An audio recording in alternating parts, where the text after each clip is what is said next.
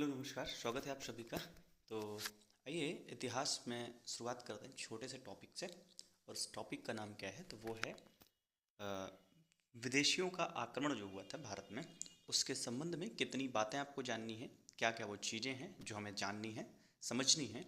ये उसी क्रम में आप पहली क्लास में चलेंगे और समझते हैं क्या क्या चीज़ें हैं जो हमें जाननी है। जैसे सबसे पहले आपको पता होना चाहिए कि जो विदेशी आक्रमण हुए थे, उन विदेशी आक्रमणों में सबसे पहले अगर हमसे पूछता है कि आक्रमण किसका हुआ था, तो सबसे पहले एक हखामनी वंश था जो ईरान का था। हखामनी वंश कहाँ का है, अगर आपसे पूछता है तो आप बताएंगे हखामनी वंश था ईरान का। ईरान यानी कि पर्सिया। और छठी शताब्दी में इसी के द्वारा पहली बार आक्रमण किया गया। और जो प्रथम आक्रमण था उसका नाम था, जिसने किया था उनका नाम था साइरस या फिर साइरस द्वितीय।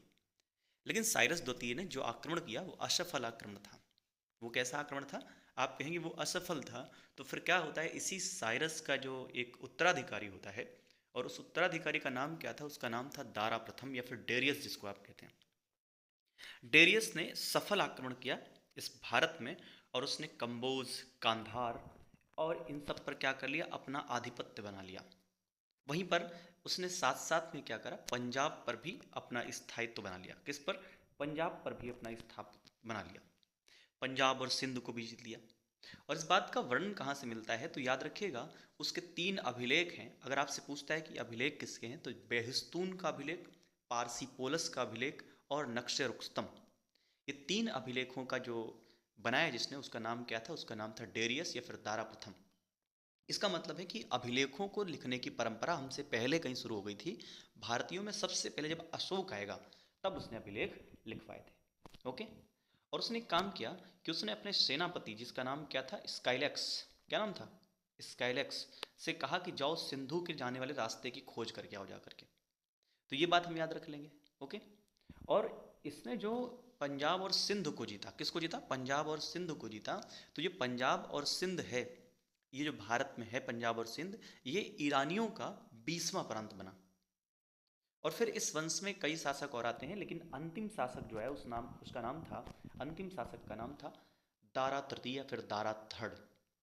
और दारा थर्ड ने क्या किया, वो जब आया तो यहाँ भारत में उसने देखा कि सिकंदर ने 331 बीसी, सिकंदर के समकालीन था वो, क्योंकि आप समझते हैं ना 326 बीसी में भी सिकंदर जो है पोरस से युद्ध करेगा, हाइडस्पीस का युद्ध। हाँ। तो सिकंदर ने 331 बीसी में क्या करा, इसको, दारा तृतीय को हरा दिया। और यही यहीं से क्या बोलते हैं, आपका हखामनी जो वंश था वो समाप्त हो गया। अब जो हखामनी वंश ही समाप्त हो गया, इसका मतलब है ईरानियों का आधिपत्य समाप्त हुआ। और यहाँ जिस युद्ध में वो हारा था दारा तृतीय, उस युद्ध का नाम था अरबेला का युद्ध। लेकिन कहीं कहीं इसका एक नाम और मिलेगा, उस नाम का क्या नाम मतलब होता है, तो कहेंगे गोगा मेला का युद्ध किसे कहते हैं, तो वो भी हुआ था दारा प्रथम, जिसको कहते हैं अरबेला का युद्ध है ना, जिसमें सिकंदर ने दारा तृतीय यानी कि अंतिम ईरानी शासक को हराया था। और यहीं से ईरानी सत्ता समाप्त हो गई। लेकिन भारतीयों के लिए क्या रहा ईरानियों का प्रभाव, तो आप कहेंगे सबसे पहली बात क्या है, कि जो आप लिपियां समझते हैं, लिपियां, आप जैसे ब्राह्मी का नाम सुने होंगे, खरोष्ठी का नाम सुनते हैं, तो जो खरोष्ठी लिपि है उसका पश्चिमोत्तर सीमा प्रांत में विस्तार हुआ। पश्चिमोत्तर भैया मतलब क्या होता है इसका, इसका मतलब होता है ये जो आपका प्रांत होता है, जिसे हम कहते हैं कि, हाँ, सिंध के पास वाला, पंजाब के आसपास वाला, तो वहाँ पर क्या होता है, वहाँ पर विस्तार होता है खरोष्ठी लिपि का। और जो अफगानिस्तान वाला एरिया है, वहाँ पे अरेमाइक लिपि का विस्तार होता है। तो खरोष्ठी और अरेमाइक लिपियों का प्रचार प्रसार हुआ ईरानियों के आने की वजह से। वहीं पर अभिलेख लिखने की प्रथा का प्रारंभ होता है। तो ये भी हम याद रख लेंगे, ठीक है। और अशोक के अभिलेखों का जो शीर्ष है, जो ऊपर होता है, वो, अगर आप उसकी बात करेंगे तो घंटाकार बना हुआ है। और ये क्या है, ये प्रभाव है किसका, ईरानियों का। और इन्हीं ईरानियों ने एक छत्रप व्यवस्था भी शुरू करी थी, जिसको आकर के यूनानी और मजबूत बनाएंगे। अब इस छत्रप व्यवस्था में जब आप मुझसे आगे मिलेंगे तो मैं आपको बताऊंगा कि कैसे शक आए थे, शक राजा, और उनकी 5 शाखाएं थी। आप छत्रपों का नाम उनमें सुनते हैं कि छहरात था, है ना, कार्दमक था। तो ये उसी तरह की चीज़ें हैं, जैसे कुषाणों में यही जो आपके मतलब परंपरा है, किस चीज़ की परंपरा है, तो आप कहेंगे जो अभिलेखों के पश्चात आई छत्र प्रणाली, उसका भी उल्लेख मिलता है। इन ईरानियों ने सिलगोई और सैकल्स नाम के 2 सिक्के चलाए थे। और उन सिक्कों की अगर बात करें तो चांदी के सिक्के थे। मोस्ट इंपॉर्टेंट है कि चांदी के सिक्के जो ईरानियों ने चलाए थे उनका नाम क्या था, तो सिलगोई और सैकल्स। तो क्या इन्होंने सोने का सिक्का चलाया था? हाँ, सोने का इन्होंने एक डेरिक नाम का सिक्का चलाया था जो प्रचलित हुआ था, लेकिन बहुत कम। इसलिए हम कहते हैं कि इंडो ग्रीक शासक जब आएंगे, यानी कि हिंद यवन जब आएगा, वो क्या करते हैं, वो सही से सिक्कों की शुरुआत करते हैं। और इन्होंने क्या करा था कि केश प्रक्षालन विधि, जिसको आप कहते हैं बाल धोने की परंपरा, उसको जिसने शुरू करा था वो कौन था? वो ईरानी ही थे। तो क्या हमको इतनी बात समझ में आई है? आप कहेंगे बिल्कुल, ये तो बड़ा इजी था, आराम से आप समझ चुके हैं। वहीं पर जब ये चला गया तो आपको पता है क्या है कि दारा तरती को किसने मारा? तो सिकंदर ने मारा था। तो जो सिकंदर है वो यूनानी है, तो यहाँ पर क्या है कि हम कह सकते हैं कि यूनानियों का आगमन होगा किसके रूप में? तो एक विदेशी सत्ता के रूप में। और जो यूनानी है उनमें से जो सबसे पहले आएगा वो है सिकंदर।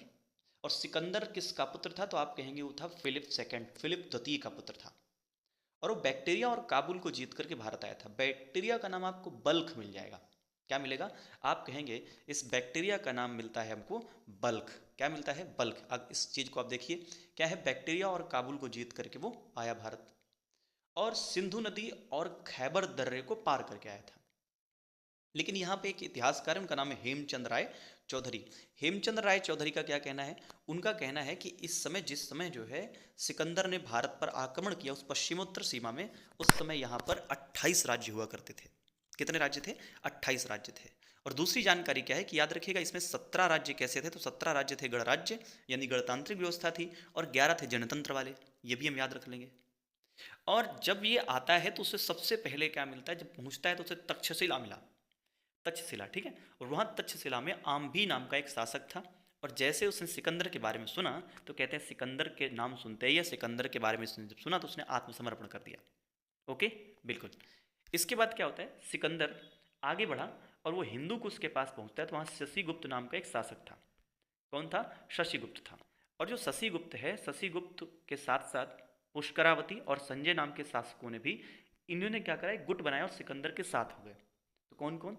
हिंदू कुश का शासक शशिगुप्त, पुष्करावती और संजय, इन लोगों ने किसका साथ दिया? तो आप कहेंगे इन्होंने सिकंदर का साथ दिया।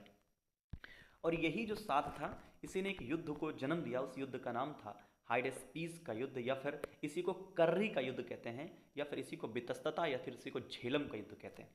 और पोरस इस युद्ध में कहते हैं, ये आपको किंवदंती है या फिर जो भी है, ऐसा मिलता है कि जो पोरस था, उस पोरस ने एक काम किया। पोरस ने युद्ध लड़ा सिकंदर से, और फाइनली परिणाम ये हुआ कि पोरस हार गया।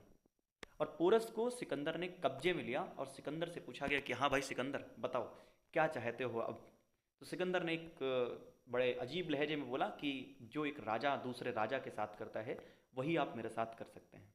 और इस बात की प्रभाविता इतनी रही कि सिकंदर ने कहा कि ठीक है, तुम्हारा साम्राज्य तुम्हारे पास। और यहाँ पर छोड़ करके सिकंदर ने छोड़ दिया किसको? तो आप कहेंगे जिसका नाम है पोरस को।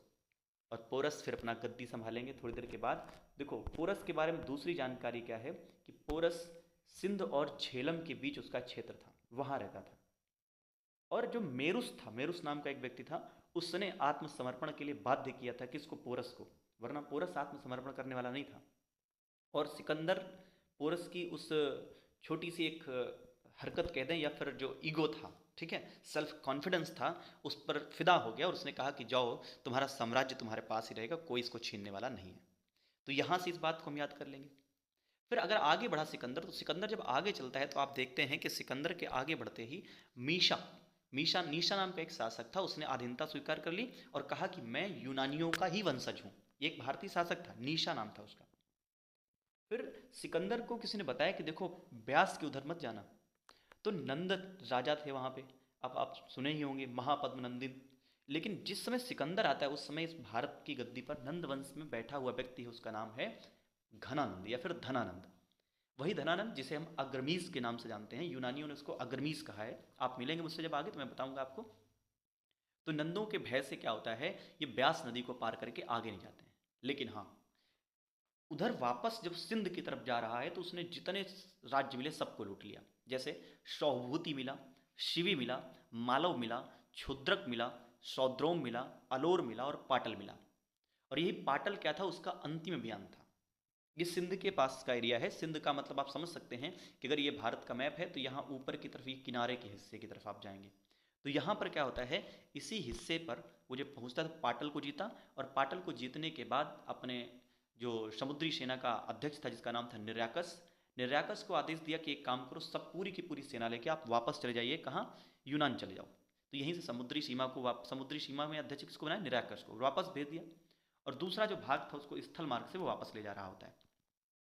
अब देखो, कीनोस नाम का एक सेनापति था, क्या नाम था, कोनोश या कीनोस नाम का सेनापति था। उसी के सुझाव पर सिकंदर वापस लौटा था, क्योंकि उसने बताया कि देखो ब्यास की तरफ जाना खतरे से खाली नहीं है, और वहाँ नंद का भय था एकदम। तो कीनोस नाम का सेनापति था जिसके सुझाव पर वापस लौट गया। तो आप कहेंगे कौन वापस लौटा, तो वापस लौटा सिकंदर। ठीक है, कोई कितना भी बड़ा सिकंदर क्यों ना हो, उसको अगर कुछ किसी भी बात का भय हो तो वापस लौटना पड़ता है ना।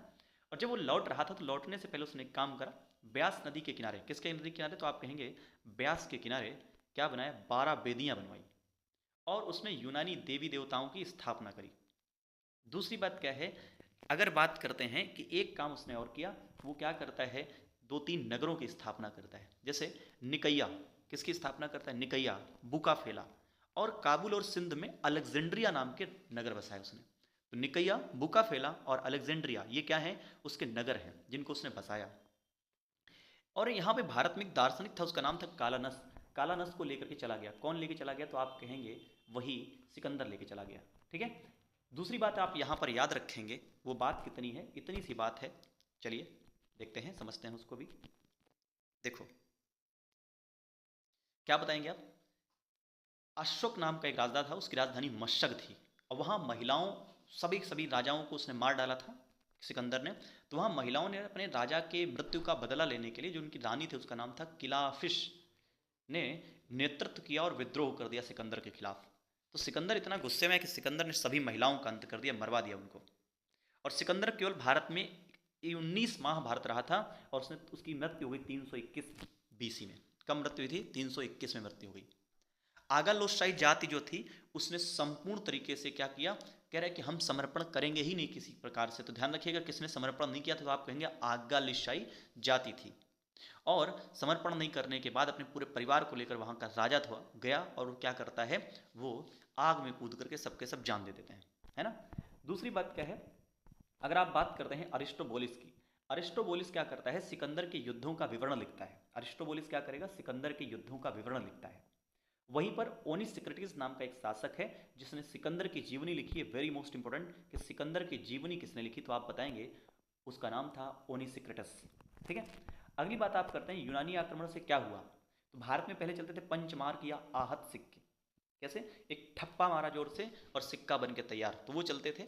उनके स्थान पर क्या हुआ, लिखे बढ़िया सुलेख वाले सिक्के चले, उलूक शैली के सिक्के चलाए गए। हाँ, और दूसरा क्या है, एक मूर्ति कला है, उस मूर्ति कला का नाम है गंधार मूर्ति कला। उस मूर्ति कला का विकास होता है। इससे सिकंदर के आने से पहले सभी राजा क्या करते थे, हाथी में बैठ कर लड़ाई करते थे, हस्त सेना होती थी। और हाथी सेना बनाने वाला जो नंद वंश था, पहला शासक था जिसने हाथियों की सेना तैयार करी है। तो अश्वारोही सेना तैयार की उसने, और भारत में भी घोड़े यानी कि अश्वरोही सेना का गठन होना शुरू हो गया। ज्योतिष का प्रभाव मिलता है हमको, क्योंकि यूनानियों का एक शब्द है जिसका नाम है हॉरोस्कोप। उस हॉरोस्कोप से ही हम यूनानियों से ज्योतिष सीखे हैं। थोड़ा सा आप कह सकते हैं ज्योतिष प्रभाव हमारे यहाँ भी था, एस्ट्रोलॉजी थी, लेकिन उसका प्रभाव मिलता है आपको। फिर कुछ शब्द जैसे यवनिका, समय और कैलेंडर, इन चीज़ों का भी आगमन हुआ यूनानियों के आने से। इतनी बात आप याद रखिएगा। इसके आगे हम एक काम करेंगे, आपको ले चलेंगे मौर्य साम्राज्य की तरफ, या फिर उससे पहले हु वॉज द घनानंद, कौन था घनानंद, कौन था महापद्मनंदिन, कितने शासक थे, इन्हीं सब बातों को हम जानेंगे अपने अगले वीडियो में। ठीक है, चलिए मुलाकात होगी आप सभी से अब अगले वीडियो में। Okay okay.